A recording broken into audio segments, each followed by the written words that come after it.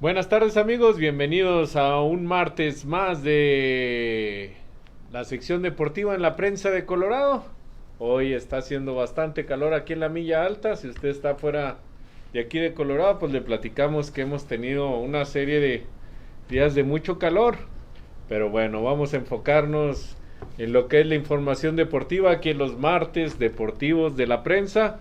Hoy vamos a hablar de la selección mexicana de fútbol, que fue castigada por la FIFA por cómo se comporta su afición. Vamos a hablar del por qué, del cómo y del cuándo, ¿no? Con esto de la FIFA que ahora anda pues muy castigadora, acaba de castigar también a Alemania por otros asuntos, pero que tienen que ver también con lo mismo. Vamos a hablar también del llamado de algunos seleccionados nacionales para lo que va a ser la Copa de Oro y los Juegos Olímpicos, porque ya los Juegos Olímpicos de Tokio por fin se van a jugar. Recordemos que estos se iban a hacer el año pasado, pero por cuestiones de la pandemia se tuvo que mover un año.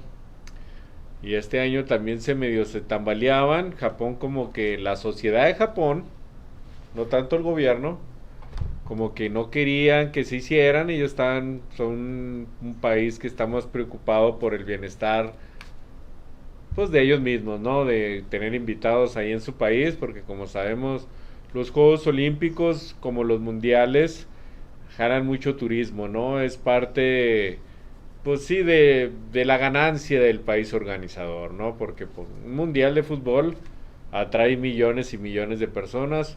Unos Juegos Olímpicos no tanto, pero también atrae mucho turismo. Entonces es importante pues que se haga esto, ¿no? También por contratos de televisión, porque todo esto ya está vendido con años de anticipación. Entonces no hay vuelta atrás, ¿no? Se tiene que jugar porque ya todo está vendido, entonces ya hay mucho dinero de por medio. Y bueno, también hay muchos sueños de por medio. Ahorita estaba hablando aquí con Joel de su hijo Emilio, que él es taekwondoín. Y bueno, él estuvo en un torneo la semana pasada y él ya estar llegando casi a la mayoría de edad, tiene 19 años, pues ya le toca pelear con gallos ya hechos, ya atletas ya de mucha experiencia, y eso es bueno y es malo, pues tienes una desventaja, pero a la vez acarreas algo de experiencia, ¿no? Lo mismo pasa en los Juegos Olímpicos. Ahí recordemos en el pasado con las selecciones cubanas, ¿no? Las delegaciones, más bien las delegaciones cubanas o las rusas en el pasado, cuando los Juegos Olímpicos no metían tanto, no había tanto atleta profesional, pues la tenían más fácil, ¿no? Porque había un boxeador que ya estaba en sus cuartos Juegos Olímpicos. O sea, ya tenía 20 años en ciclos olímpicos y se enfrentaba a un muchachito así como Emilio, decíamos, de 19 años, y el cubano ahí de 33 años que todavía es, no se decía que era profesional, era un deportista amateur. Entonces, ahí era donde decías tú, bueno, pues, y luego aparte estaban ahí con los laboratorios, con el antidoping y cosas raras, bueno, pues todavía tenían más ventaja. Pero bueno, se vienen los Juegos Olímpicos en Japón, en Tokio. Son los segundos juegos que se juegan en esa ciudad. Creo los primeros fueron allá por el año del 61. No sé si Emilio ya había nacido por allá. No, todavía no nacíamos, ¿verdad? Bueno, ni él ni yo habíamos nacido. Entonces ya son los segundos Juegos Olímpicos y como decíamos, es un sueño para mucha gente. Porque también hay gente que se dedica a esto para cumplir el sueño olímpico. Y por ejemplo, si el año pasado ya estaban en su punto, porque el ciclo olímpico pues inició en cuanto termina la Olimpiada pasada, que fue en Río de Janeiro, ¿no? Entonces se termina y empiezan las etapas de preparación. Por lo regular a la mitad del ciclo olímpico hay campeonatos mundiales. Y bueno, ay, disculpe, no me había puesto el micrófono, pero bueno, vamos a volver otra vez desde el principio. Nada, no se crean. No, así está. Tiene la voz fuerte, varonil. Bueno, les decíamos de los de los atletas que tienen el sueño olímpico, ¿no? ¿Cuántos casos no se han roto ahí los sueños olímpicos? Por ejemplo, tal vez usted es muy joven, pero cuando estaba la Guerra Fría, en serio, allá con la Unión Soviética y los Estados Unidos, hubo boicots para no ir a Juegos Olímpicos. Por ejemplo, cuando fueron en Moscú en el año de 1980, el presidente Carter, era el presidente Carter por aquella época. Yo era un jovencito, un niño, pero pues sabe uno de historias, ¿no? El presidente Carter, él decidió, ¿cómo le podré decir para no decir que él decidió que no se fuera la delegación de los Estados Unidos? Él sugirió que los Estados Unidos no participaran en esos Juegos Olímpicos. Entonces imagina, yo con 36 años, ya mi última oportunidad de ser un atleta olímpico, de cumplir mi sueño, tal vez ganar una medalla, tantos años de preparación, porque así como Emilio desde niño ha sido pues un deportista de alto rendimiento, porque entrenan 3, 4 veces por semana, para pelear por un sueño, y que te diga un presidente, ¿sabes qué? Por cuestiones de política no vamos a mandar a la delegación.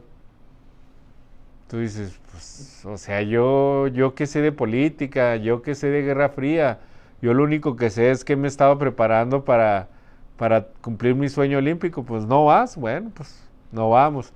En algunos casos se dio de que algunos atletas decidieron tomar se nacionalizaron para competir. O sea, dice, bueno, yo tengo sangre mexicana y soy un ciudadano norteamericano, pues si México me da la oportunidad, yo voy por México. Se dieron casos así. Entonces eso fue en 1980. En 1984 se jugaron los Juegos Olímpicos en Los Ángeles. Ah, sí, dijo la Unión Soviética y el bloque socialista, porque no nomás era la Unión Soviética, era todos esos países que apoyaban a la ex Unión Soviética, decidieron no venir a los Juegos Olímpicos del 84. Y ahí se volteó la tortilla, ¿no? Ahora fueron los atletas de allá del este los que no pudieron participar. Y los deportistas de acá pues de Estados Unidos se dieron vuelo ganando medallas olímpicas, porque hay que decirlo. Normalmente el medallero es, bueno, ya últimamente lo domina China y Estados Unidos, pero también era la Unión Soviética.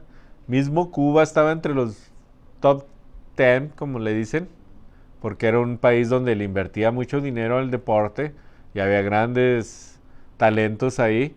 Pero bueno, eso se rompió. Ya después se vinieron los Juegos Olímpicos de Seúl en el 88. Los tengo bien claros. Ese año tuve la suerte y la desgracia de romperme esta muñeca jugando básquetbol. Y bueno, la inauguración me la pasé. No sé si ustedes conozcan, si son de Chihuahua, se le llama el Hospital Central. Ahí en la ciudad de Chihuahua, Chihuahua. Yo en esos días estaba jugando básquetbol en el Parque Urueta y ahí cerca de ese hospital, y me quebré la mano jugando al básquetbol. Me quedé agarrado así del aro, me solté y caí encima con la mano aquí y me la fracturé. Pero aquí viene esa historia, que ese día se inauguraron los Juegos Olímpicos de Seúl. Entonces, allá en México se le da un gran seguimiento a las Olimpiadas y a los Mundiales. Yo recuerdo programas como el de los protagonistas del señor José Ramón Fernández, el maestro de maestros. De hecho, por él nos dedicamos a lo que nos dedicamos, por el gran señor José Ramón Fernández. Yo era un niño en esa época. Bueno, ya no era tan niño, era un adolescente.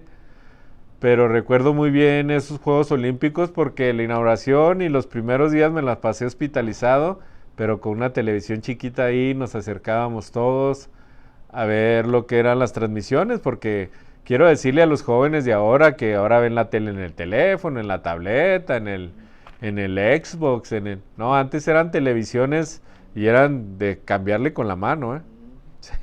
Bueno, yo creo que se imaginan los jóvenes y de qué estará hablando este señor, ¿no?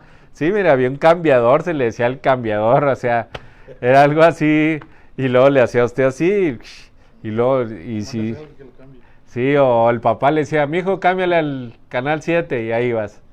No, Y eran unas peleas en esa época por la televisión, porque la señora quería ver la novela, el niño quería ver las caricaturas, el papá quería ver algún deporte, por eso después se dieron más, pues sí, se fue, después llegó el cable. Aquí en Estados Unidos el cable se popularizó como en los 80, ¿no? En México no tanto así, en México existían las famosas parabólicas, unos discos grandísimos donde estaban en el patio y había que moverlas así y había los, los satélites. Y eso era para gente que tenía dinero, no cualquiera lo tenía, o sea, era para gente que tenía dinero porque no era un asunto fácil. Entonces ver deportes no era tan sencillo, ¿verdad? Pero bueno, recuerdo aquellos Juegos Olímpicos de Seúl, después vinieron los Juegos Olímpicos de Barcelona en el 92. ¿Qué recuerdo del Barcelona 92? El Dream Team. El Dream Team, fíjese ahí, le voy a platicar algo rápido. Estábamos hablando de que cuando no era deportes, cuando no iban los profesionales a las Olimpiadas, normalmente los rusos ganaban en el básquetbol a los Estados Unidos, porque volvemos a la misma historia. Tenían a un jugador que era jugador, ¿cómo se les llama? Amateur, ya con 4 Juegos Olímpicos. O sea, era un señor de 30 y tantos años compitiendo con jóvenes de 18, 19 años de las universidades de los Estados Unidos. Pero ya en el año del 92, Estados Unidos se cansó de estar perdiendo la medalla de oro en el básquetbol. Dijo, me voy a llevar a los profesionales. ¿Quién estaba en ese equipo? Michael Jordan, Scottie Pippen. No, Dennis Rodman no estaba, pero déjame, ahí te van. Fíjate, nomás para que te imagines, ¿eh? Jordan, Maggie Johnson, Larry Bird, Charles Barkley, que ahora usted lo ve, es una personalidad y dice usted, oh, este gordito es un gran entretenedor. Era un gran basquetbolista. Patrick Ewing, el almirante David Robinson, Chris Mullin, John Stockton, Karl Malone, Clyde Drexler. Y fíjate, ese año llegó a la NBA Shaquille O'Neal, pero no lo llevaron a él. Llevaron a un jugador de la Universidad de Duke, que también llegó a la universidad. ¿Cómo se llamaba este muchacho blanco centro? Bueno, ahorita nos recordamos. A ver, déjenme bien quién se nos está pasando del Dream Team. Jordan, Pippen. Los centros eran Patrick Ewing, David Robinson, Maggie Johnson, Larry Bird, Clyde Drexler, Chris Mullin. Pues era un equipazo. En ese año, el único que faltó fue Isaiah Thomas. Isaiah Thomas jugó con los Chicos Malos de Detroit. Él había sido campeón colegial con la Universidad de Indiana en los años 70. Llegó a Detroit, que era un equipo malísimo, y empezó a escalar y se volvieron campeones con los Chicos Malos de Detroit. Si usted tiene chance y le gusta el básquetbol, le gustan los documentales, puede ver el que se llama Bad Boys de Detroit, el 30x30 de ESPN, excelente documental. Ahora que hicieron el de Jordan el verano pasado, ese de los Chicos Malos de Detroit. Isaiah Thomas, en esa época, junto con Maggie Johnson, de hecho crecieron en el mismo barrio. Había otro mexicoamericano que se apellidaba, ¿cómo se llamaba este señor? Anthony, no, ese es Carmelo Anthony. Bueno, ahorita me viene a la mente porque ya sabe que de repente se me van las ideas. Mark Aguirre. Fíjate qué memoria tengo, ¿eh? Mark Aguirre se llama ese jugador. Y ellos dominaban los años 80 cuando Jordan todavía no era el dominante. Los Pistones de Detroit eran los Chicos Malos, eran equipos rudísimos.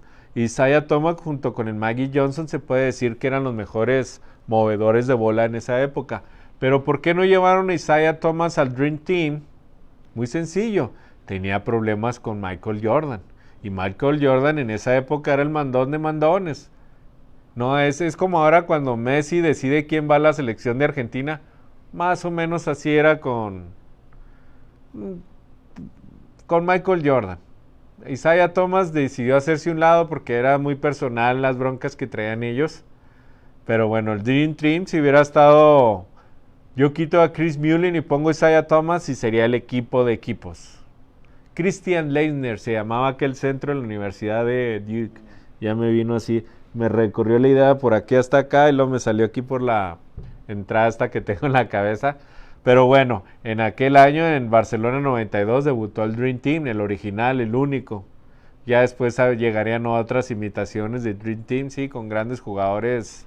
Por ejemplo, ya se está armando para el que va a jugar en Tokio, pero nada que ver con aquellas leyendas, o sea, eran gente de otro mundo. Pero bueno, estábamos hablando de Juegos Olímpicos, después llegaron los Juegos Olímpicos de Atlanta en el 96, hasta ahí una película de Clint Eastwood, de una bomba que estalló ahí en una de las plazas donde se hace todo el rollo de los Juegos Olímpicos. Después llegarían los Juegos de Sydney en el 2000, los de Atenas en el 2004. En el 2008, ¿dónde fueron? Atenas. Oh, ahí está el Dream Team. Mira, el entrenador es Chuck Daly. Chuck Daly falleció hace ya algún tiempo atrás, pero el señor era el entrenador de los Pistones de Detroit. En esa época dirigía a los Knicks de Nueva Jersey. Ahora juegan en Brooklyn. Barkley, no, pues Barkley lo tuvieron que poner en forma, ¿no? Mira, Jordan usaba el 9, el Maggie el 15. No traigo así tan buena vista, ¿verdad? Pero... sí, los John Stockton, no nos faltó ninguno, ¿no? Los nombramos a todos. Y los entrenadores, Chuck Daly, Carlésimo es el señor barbón de traje que está acá. Y luego el que está enseguida de él es el de la Universidad de Duke, que por cierto anunció su retiro para esta próxima temporada. Es uno de los máximos ganadores. Y luego allá está Wilkins, el entrenador, el que tiene el traje café. Lenny Wilkins, ese señor, ¿se llamaba Lenny o lo estoy confundiendo? Él fue un gran entrenador. Él hizo campeón a Portland en el 79. Y es de los primeros entrenadores afroamericanos que fueron campeones en algún deporte de los Estados Unidos, ¿no? Entonces, no sé si se te metió ese video. Bueno, ese video tal vez ahorita hablemos de ese jugador de los Raiders de Los Ángeles, de los Raiders de Las Vegas. Pero bueno, vamos a dejar a un lado el básquetbol, del Dream Team, ya hablamos un poco de Juegos Olímpicos. Bueno, nos quedamos en Atlanta en el 2004, que fue el centenario de los Juegos Olímpicos. Y, no, de hecho el centenario fue en el 96 en Atlanta, pero en esa época le dieron los Juegos Olímpicos a Atlanta. En esa época un hombre de mucho poder era Ted Turner, el que es el dueño de la cadena CNN, y tenía mucho poder y él tuvo mucha influencia para que se le diera la sede de Atlanta, porque la cadena de noticias está en Atlanta igual que la Coca-Cola. Entonces, déjeme decirle un secreto, que tal vez usted ya sabe. Normalmente las sedes olímpicas y las de los mundiales, había que soltar el billete para que te las dieran. No era así de que, ay, vamos a hacer una votación y va a ser todo muy claro. Realmente las cosas era billetazo. Si querías ser sede olímpica o sede de un mundial, tenías que soltar millones y millones de dólares. Yo creo así llegó la sede del Mundial de 94 aquí a Estados Unidos. Después, cuando estuvo el presidente Obama, cuando se quiso buscar la sede para el Mundial del 2022 que se va a jugar el año que entra en Qatar, cuando todavía no le daban la sede a Qatar, estaba el comité de la FIFA y todos ahí, no, pues que vamos a hacer una votación a ver quién es la sede del 2022, el 2018 va a ser Rusia. Ahí estaba el presidente Obama y el presidente Bush y había mucha gente ahí apoyando la candidatura de los Estados Unidos. Y luego que ganó Qatar y todos se quedaron así porque todos pensaban que se le iban a dar a los Estados Unidos, ¿no? ¿Y por qué? En Qatar si algo hay es dinero. Hay petróleo y hay bastante. Se soltaron aventando billetes para todos lados y ganaron la sede del mundial. El presidente Obama tomó su pluma y lo investigar a todos estos corruptos. Y sí lo hizo el señor, porque recuerden que hace unos 5, 6, 7 años atrás hubo una serie de muchos, estuvieron un comité, ¿cómo le explicaré? Hubo una junta de la gente de la FIFA, ¿no? Vamos a juntarnos, vamos a hablar de esto y de esto y de esto. Creo fue en Suiza o no sé en dónde fue en un lugar en Europa.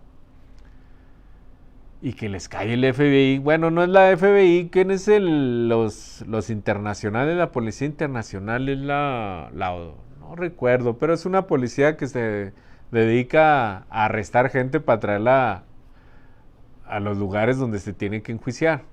Y se trajeron a bastantes corruptos de la FIFA para acá.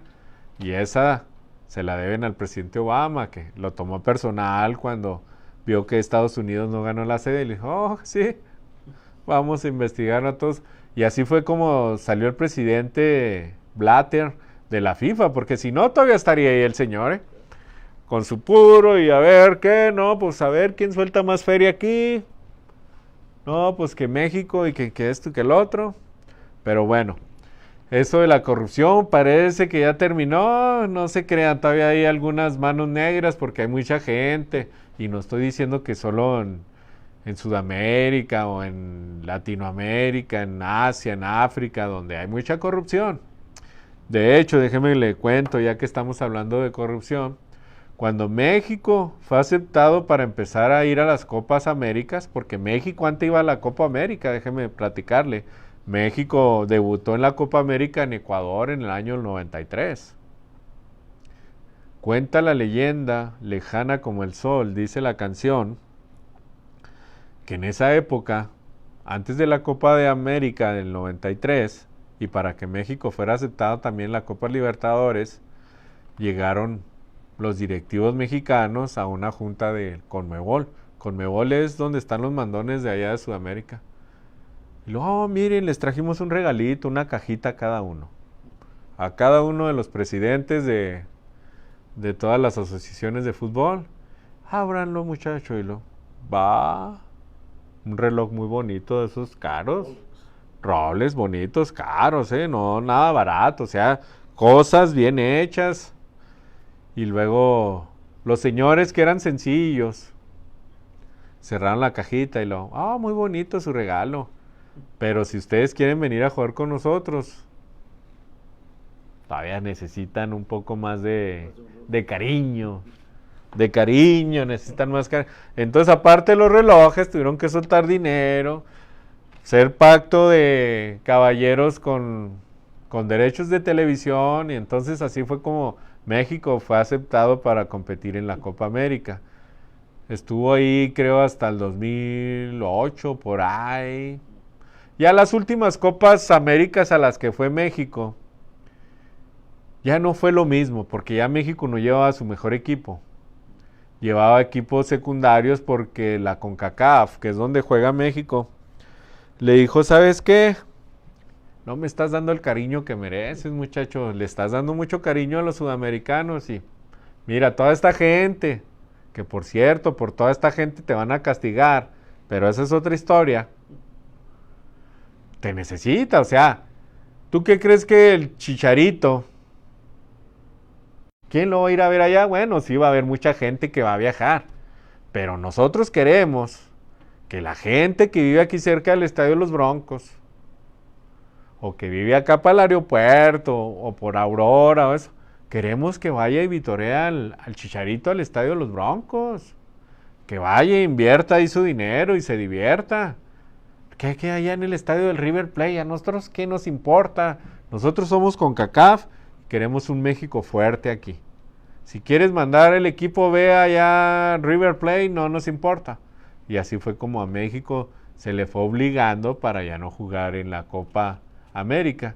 Después se rompieron los lazos, cuestiones de dinero, porque todo es dinero en esto cochino negocio no solo del fútbol, de muchas cosas.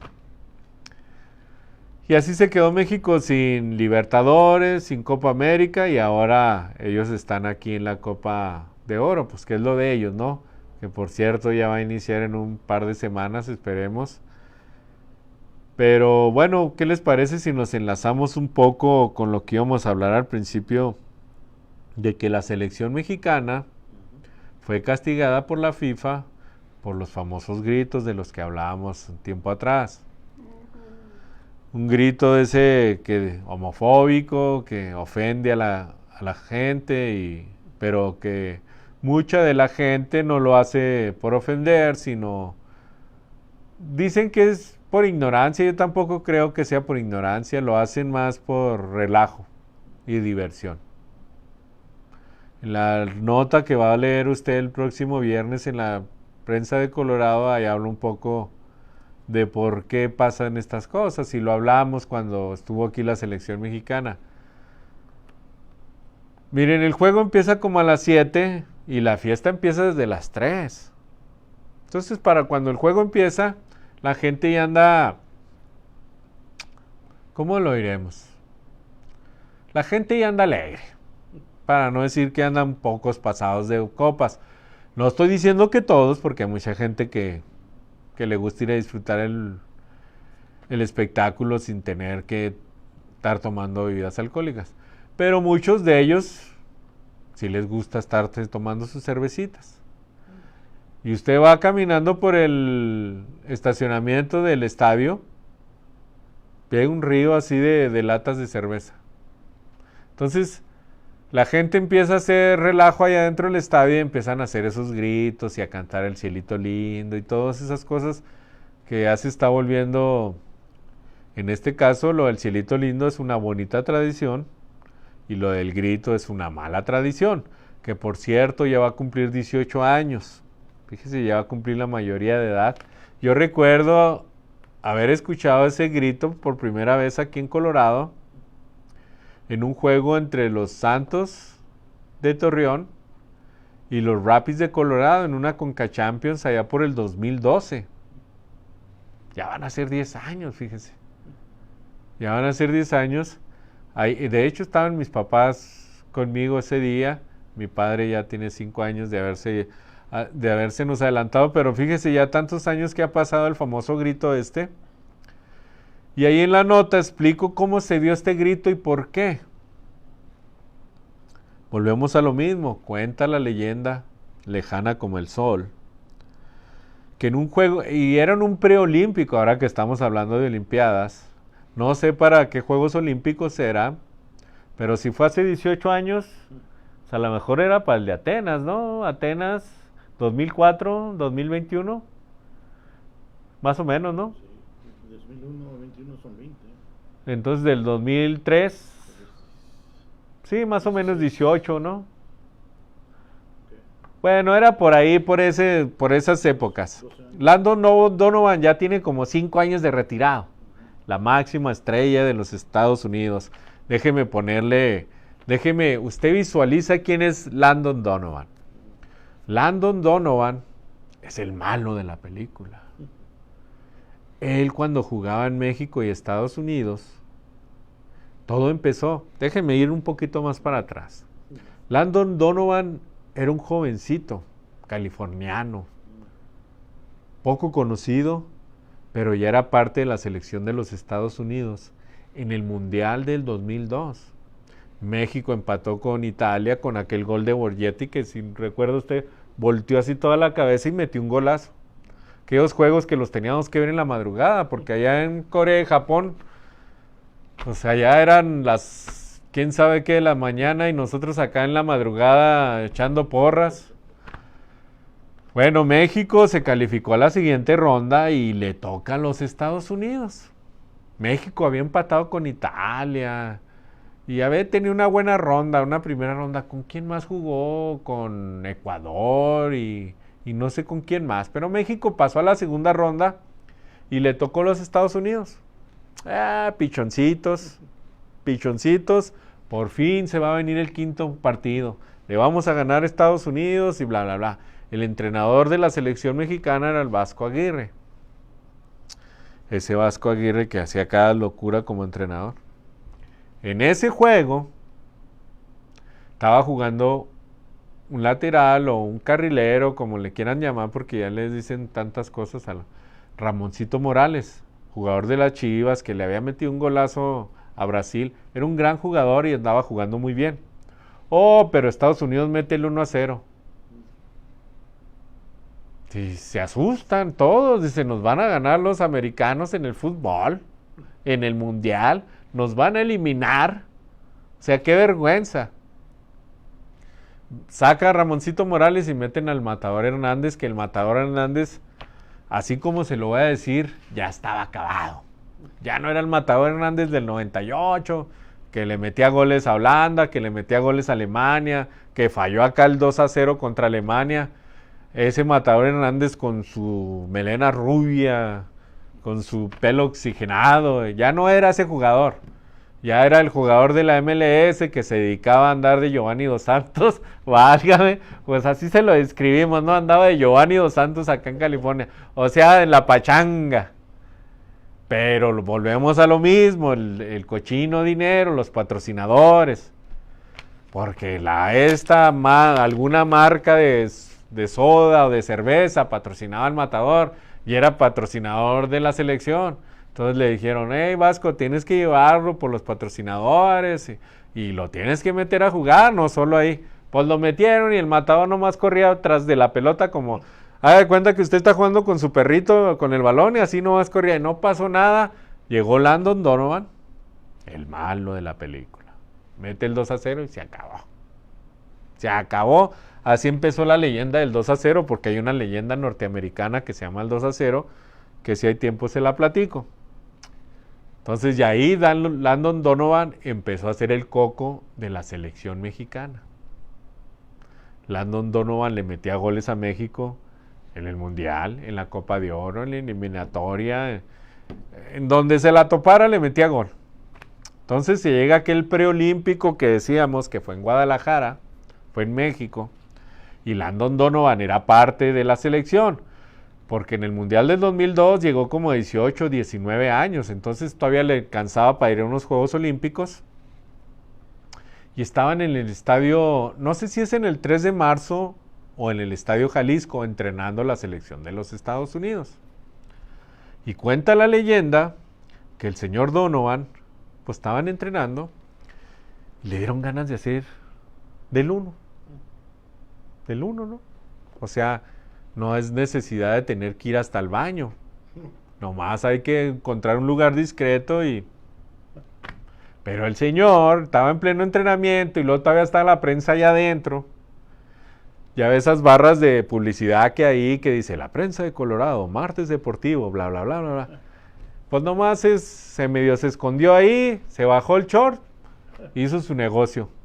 Y estaban los camarógrafos. Y las de cámaras de video y de las de los periódicos y no era como ahora que hubiera salido hasta en vivo en Facebook Live hubiera salido.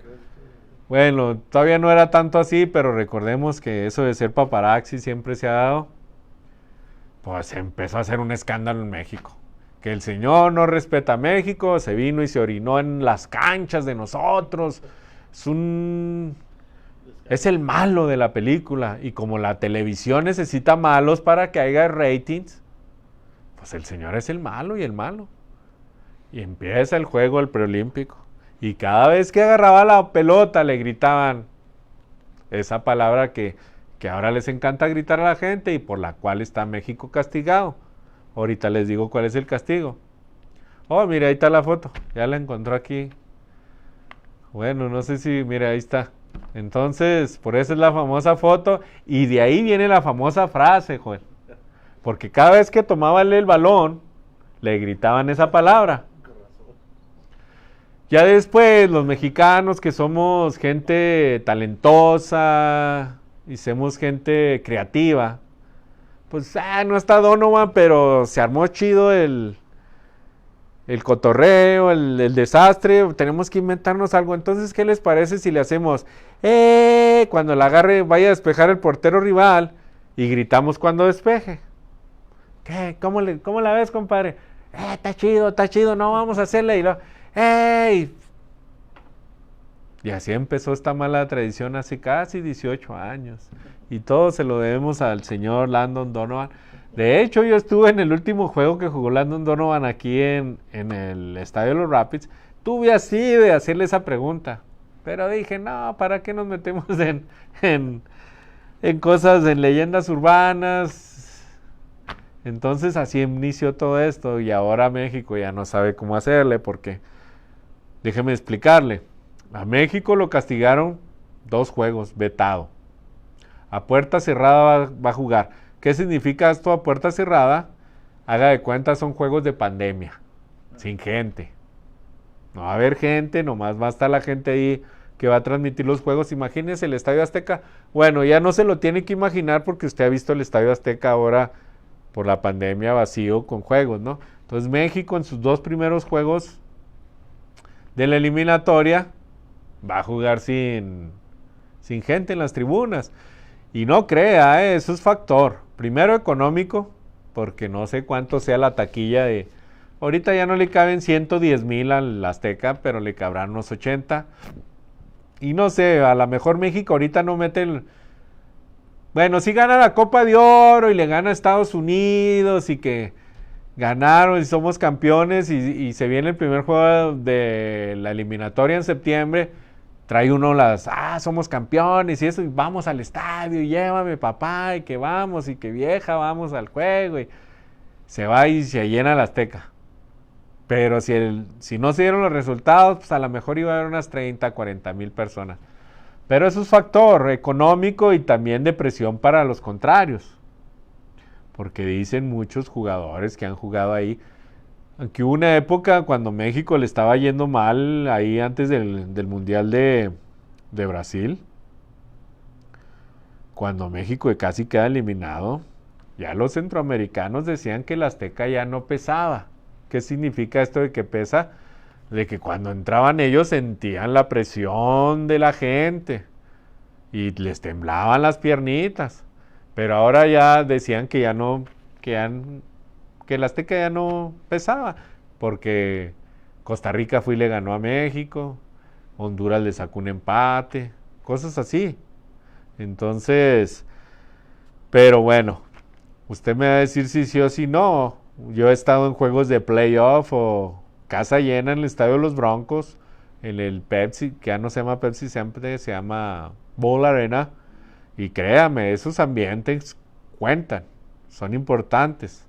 Entonces, México ha sido castigado 2 juegos, sin gente en las tribunas, pero si sigue esta mala costumbre de la gente, se dice que a México lo pueden sacar de la eliminatoria, con lo cual ya no iría al Mundial próximo.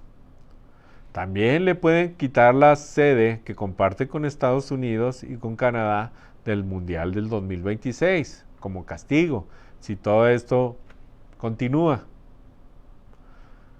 Y esos ya serían cosas difíciles.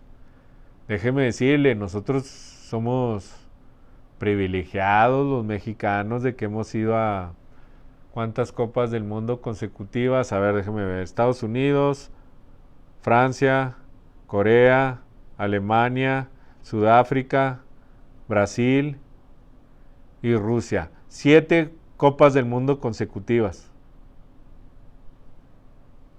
Usted sabe, las copas del mundo, olvídese esa de Corea y Japón, que sí era imposible juntarse con la familia para ver el juego, porque eran a las 4 de la mañana, 3, era imposible.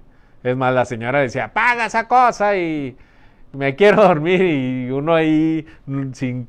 Yo no pude gritar el gol de Jared Borgetti así con todo el gol, porque estaba mi señora dormida, mi hija chiquita. En esa época tendría 1 o 2 años. Entonces, imagina yo gritando como loco, me corren de mi casa. Pero recuerdo la Copa pasada, México le ganó a Alemania. No le voy a mentir, mire, lágrimas en los ojos. ver a México ganarle a Alemania, el campeón del mundo. Alemania es Alemania es el equipo más dominante en los mundiales. Alemania no ha faltado un mundial desde que desde siempre. Y Alemania siempre ha sido favorita. Y Alemania nos goleó en el 78, 6-1. Te cuento rápido, sí tenemos tiempo. Le voy a contar una rápido. En el Mundial del 78, México supuestamente tenía una gran selección. México iba a jugar con Alemania, con Túnez y con Polonia. Y la gente antes de que iniciara el Mundial decía, a Túnez le ganamos, con Polonia empatamos y con Alemania le hacemos un buen juego y calificamos a la siguiente ronda. Bueno, Túnez nos ganó 3-1. Polonia, algo así por el estilo, se llegó a Alemania. Alemania venía a ser campeón del mundo en su mundial en el 74.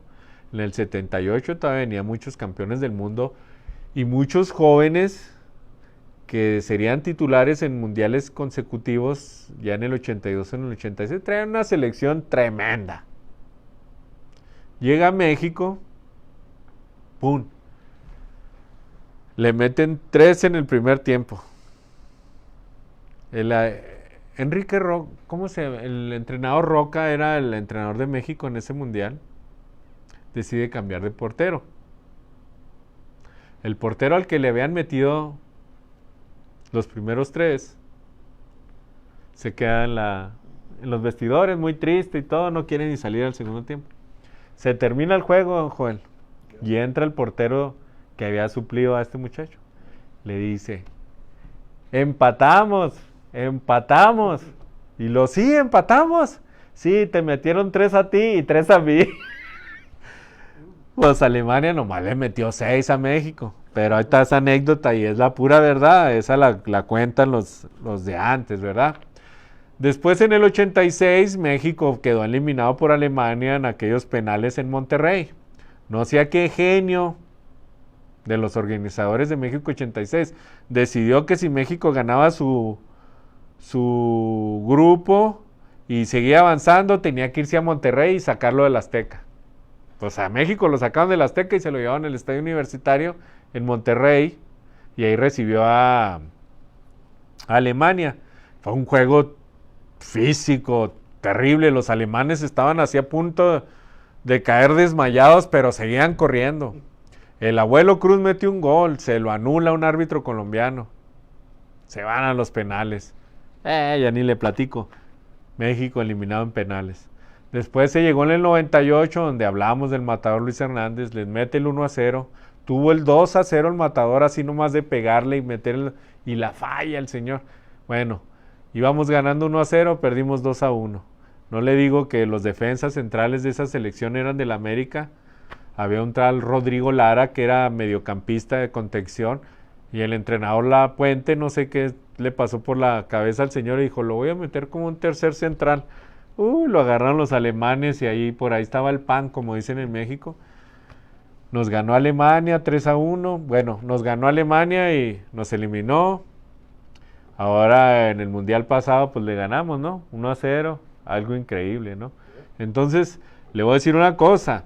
Los mundiales son una fiesta para nosotros los mexicanos y para mucha gente en general. No se diga cómo lo viven los argentinos, cómo lo viven los brasileños, los europeos, todos.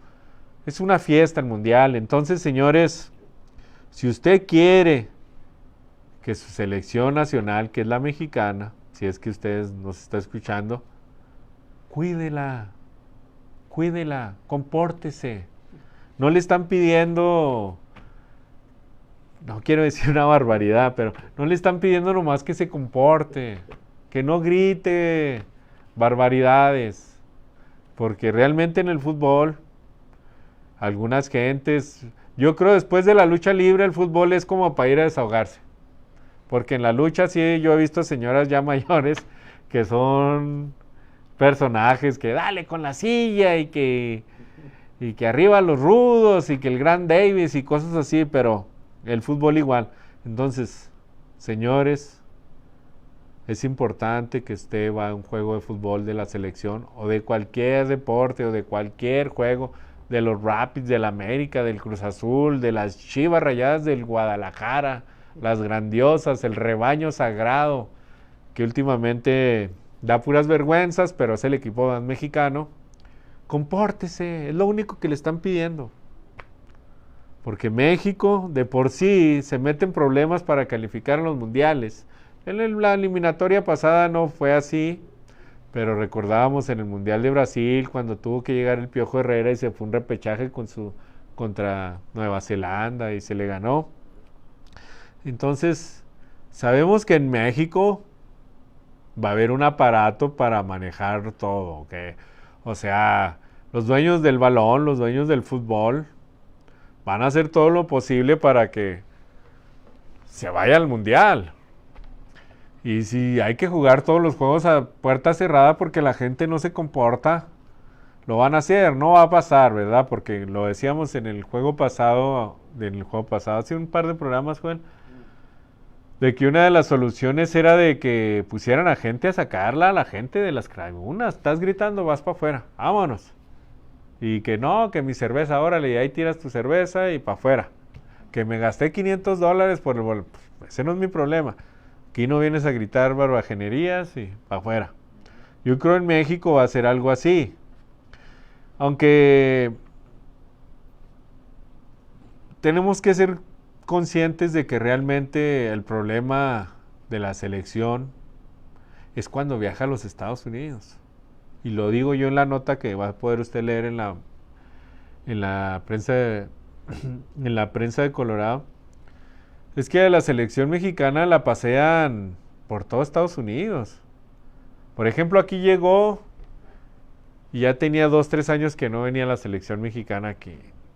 Entonces usted está deseoso de estar ahí en el estadio y muy patriota, cantando el himno nacional y pintado y con su camiseta nueva que le costó $120 y el boleto. Cualquier cosa, que la renta, que el mortgage, que el pago del carro, eso ya será después. Yo voy a ver a la selección porque va a ir mi compadre y nos vamos a echar unas chelas ahí, unas birrias, como le llamen usted en su región, ahí en México, y vamos a hacer una fiesta. Y está todo eso bien. Lo único que le están pidiendo es que no haga ese grito, porque ese grito ofende. Entonces, y ahora, cuando el mundo, bueno, ya tiene algunos años que ya las cosas se ven diferentes, ya no es hacer comentarios. Ahora se tiene que ser políticamente correcto, se le llama eso, y realmente pues no tiene nada de malo ser educado. Lo único que le están pidiendo es que sea educado. Hay una nota por ahí que escribió Rafael Ramos. Rafael Ramos, para mí, es el mejor periodista mexicano en cuestión de escribir notas. Lo puede leer en ESPN. Escribió una nota hermosa de esto que le estoy platicando. O sea, él en su nota dice, yo quiero a México por esto. Yo quiero a México por esto. Yo quiero a México por esto. Yo quiero a México por esto. Yo quiero a México por esto. Y luego ya después cierra su nota diciendo, por todo esto, compórtate. La verdad es una gran nota y el señor es un gran periodista. Y para escribir yo creo es el mejor. Y es lo mismo que le estamos pidiendo aquí, o sea, simplemente hay que comportarnos y ser educados. Algunos dicen, bueno, y cuando esté la selección de visitante, a lo mejor algunas personas se van a disfrazar de mexicanos para hacer el grito, para que castiguen a la selección. Yo creo que la FIFA tiene un criterio como para saber que si andamos en eliminatoria en Centroamérica y que si hay cosas así, pues a lo mejor puede ser, pues yo no estoy diciendo que la gente sea malintencionada, pero siempre ha habido reventadores. Un reventador, déjeme explicarle qué es. Un reventador es alguien que, por ejemplo, mire, Joel, es el Piojo Herrera. está entrenando y dirigiendo a las Águilas del América. Ahora va a dirigir ¿a quién? A los Tigres de la Universidad Autónoma de Nuevo León. Está él ahí y aquí hay una reja. Y esta es la primera grada. Yo estoy en la primera grada. ¡Ey, Piojo! Que tu mamá, que tu papá, que quién sabe qué, que quién sabe quién, que las telenovelas. O sea, se dedica a estarle gritando cosas al Piojo Herrera. Ese es un reventador. Y reventadores existen en todos lados, señores. Entonces, seguramente va a haber reventadores en las giras porque hay una nota que escribí hace, ¿qué será? Unos 10 años. Fue en el 2013. No son 10. Se llama ¿En manos de quién está el fútbol? En esa nota la escribí por el juego que se dio aquí en el estadio de los Rapids. Un juego Estados Unidos-Costa Rica. No sé si lo recuerden ustedes. Aquel juego en la tormenta de nieve. Y yo hablaba en esa nota de lo que hace la gente y la directiva para calificarse al mundial, para que se dé cuenta. O sea, los mundiales es un negocio redondo para las televisoras, para los futbolistas, porque agarran contratos, para todos. Entonces, que ir a un mundial es la gallina de los huevos de oro. Entonces, se hacen cualquier cosa, cualquier barbaridad para que eso pase. La selección de los Estados Unidos decidió jugar contra Costa Rica aquí en la Milla Alta, porque su siguiente juego era en la Ciudad de México. Y por la altura de Denver, bajar a la Ciudad de México no iba a ser tanto el golpe de altura. Entonces iban a llegar al Estadio Azteca, iban a poder jugar bien y nos iban a sofocar, porque la altura, usted sabe, físicamente le afecta a uno. Entonces, se da el juego aquí y esas tormentas de marzo, como la que nos dio a nosotros en marzo, ¿no? Hace poquito. ¿Sabes que está muy bonito el día? Y, qué bonito y todo, ¿no? Yo les decía a los jugadores de Costa Rica, mañana va a caer nieve. No, nosotros jugamos en Europa, yo juego en Utah y estoy acostumbrado. Y que al día siguiente estaba así, 12 pulgadas de nieve y limpio. Empezó el juego, iban 0-0 y todos jajaja, jijiji, jojojo, mete un gol Estados Unidos. Gana el juego Estados Unidos y Costa Rica. ¿Cómo es posible que en estas condiciones nos pongan a jugar? Es un robo. Vamos a quejarnos con la FIFA, queremos que se vuelva a jugar el encuentro. Si Costa Rica empata ese juego, no, nos adaptamos bien al juego, somos grandes, aquí, allá y donde quieras, pero como no ganaron, y no es que Estados Unidos lo tenía planeado de que, a ver, ¿cómo va a estar? ¿Cuándo va a caer la próxima tormenta en Denver para ir? No fue así, se dio. Estaba un día hermoso y al otro día se cayó el cielo de nieve. Entonces, son cosas que se dan. Pero cosas de trampas, esas sí se dan en todos. En el fútbol se da y mucho para ganar, intimidar a árbitros.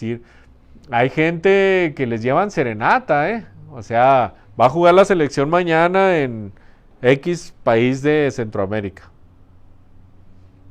Tráete a la porra de este equipo, de cierto equipo de ahí. Miren, muchachos, cuando falten 10 para las 12, 10 para la medianoche, vamos a sacar los tamborcitos y les vamos a cantar el México lindo y querido a estos muchachos visitantes para que se sientan queridos. O sea, no lo hacen para que se despierten. ¿Qué rollo? ¿Qué pasó hoy? Hay una anécdota que cuento rápido. Llegó México a este hotel, ¿no? A este hotel. Aquí estaba. Llegaron los de la serenata y bla, bla, bla, bla. Pero lo que no sabían es que México ya se había salido por una puerta trasera y ahora estaba en este hotel. Y acá estaba la serenata. Tan. Y no, estaban acá muy tranquilos dormidos. O sea, son cosas del fútbol. No quiero decir, pero bueno, así son. Bueno, amigos, pues ya casi llegamos al final, nos agarramos ahí con cosas del fútbol, de la NBA, de todo esto. También íbamos a hablar del Checo Pérez, que llegó en tercer lugar en el Gran Premio este fin de semana. Checo Pérez, que ya tiene una gran escudería y ahora sí ya va a empezar a ganar Pues sí, gran premios, ¿no? Ganó uno hace como un mes, pero de eso le vamos a hablar más adelante. Ahorita ya casi nos despedimos. A ver, según marca ahí donde dice al aire, estamos llegando al minuto 58, entonces nos despedimos. Recuerde que somos Martes Deportivo, mi nombre es Tomás Menchaca. Lo esperamos la próxima semana. Si le gustó, lo puede volver a ver el programa en YouTube. Si lo quiere compartir, se lo agradecemos. Y si lo quiere volver a ver en YouTube, ahí va a estar más al rato. Y bueno, me despido una vez más, Tomás Menchaca, gracias por su atención y hasta la próxima.